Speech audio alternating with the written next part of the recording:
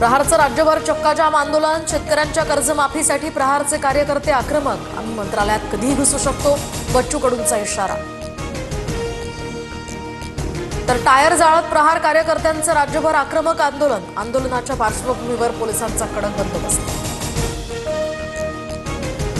विजय घाडगे रुग्णवाहिकेतनं अजित पवारांच्या भेटीसाठी मुंबईकडे रवाना. विजय घाडगे अजित पवारांना जाब विचारणार.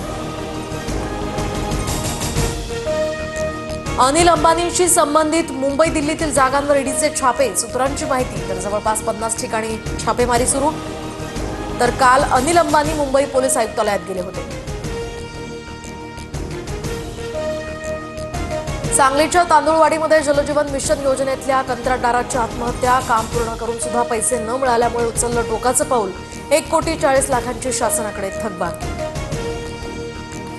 हर्षल पाटलांच्या नावावर कुठलंही काम नाही, कोणतं बिल प्रलंबित नाही.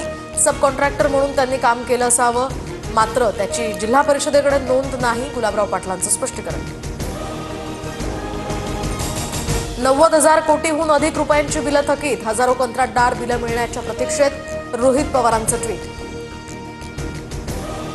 हर्षल पाटलांशी कोणताच करारनामा नाही. करारनामा नसल्यामुळे बिलं प्रलंबित असण्याचा प्रश्नच नाही. हर्षल पाटील आत्महत्येप्रकरणी सांगली जिल्हा परिषदेचा खुलासा.